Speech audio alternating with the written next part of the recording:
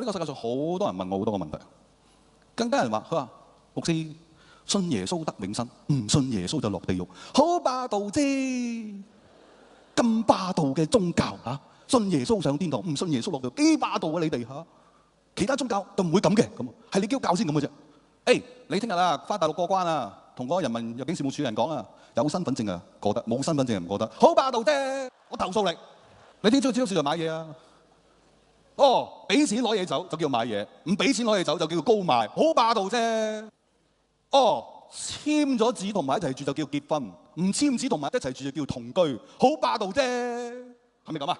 你明唔明你自己講緊咩？男女之間愛都係好有限，唯有聖經裏邊講耶穌基督嘅愛係無限，佢為你釘喺十字架上死，顯明乜嘢叫做愛。你哎呀牧師，我知啊，你同我講耶穌，我知啊，我信耶穌唔係問題，返教會係問題，你明唔明白？返教會係好痛苦啊，教會好恐怖啊，我生不入官門，死不入教會。做咩咁恐怖啊？你返過啦？冇，但我知道教會係好悶㗎，悶到嘔，悶到死啊！各位，你已經冇返教會好耐啦。香港嘅教會已經演變好緊要啦，有 PowerPoint 啦，有 band 隊㗎啦，你知唔知啊？唔悶㗎，喺度打晒鼓㗎，乒乓乒乓㗎啦。OK， 但係當然咧，有啲教會咧係比較安靜啲嘅，因為打鼓唔係啱所有人㗎嘛。咁心臟病咪唔係好啱聽啦，係嘛？心臟病去聽一啲咧比較安詳啲嘅，所以有啲教會崇拜比較安詳嘅，好安詳嘅，大家喺度嚇。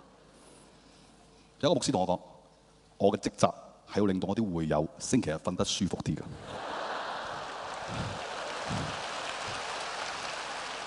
嗱，話俾你，千祈唔好嚟我教會，我嘅職責係專嗌醒我啲會友㗎。OK。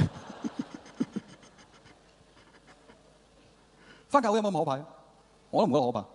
當然一個有啲怪異行為，你唔係好明嘅嚇。做咩又起身？做咩又坐低？坐低又起身，起身又坐低，即係起晒佢啦。點解突然間起又坐，坐低又起又坐，坐起 OK 啊？做乜事突然間又唱呢個詩唱嗰個詩，突然間讀咩聖經 OK？突然間有人走出嚟攞個袋喺度收錢，收錢就走咁。佢走咗去邊去？攞咗啲錢走咗去邊啊？咁樣。你唔熟啫，嗰個文化係咪？有人就話返教會悶，喂，悶係理由嚟嘅咩？悶係理由嚟嘅咩？你返工夠悶啦，悶到嘔啊！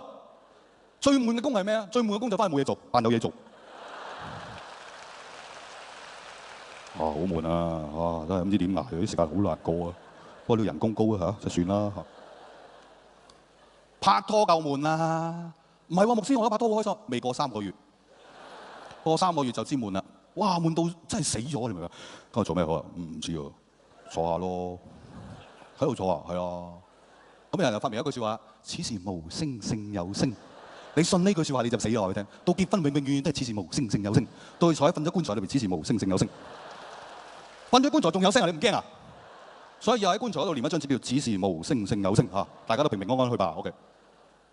悶唔係理由嚟㗎，各位。最重要嗰樣嘢重唔重要？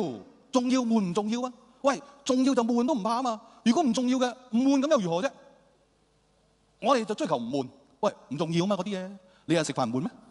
好悶㗎喎。去洗手間唔悶咩？好悶啊！我發覺去洗手間係最悶嘅。我先明白我爸點解攞份報紙入去。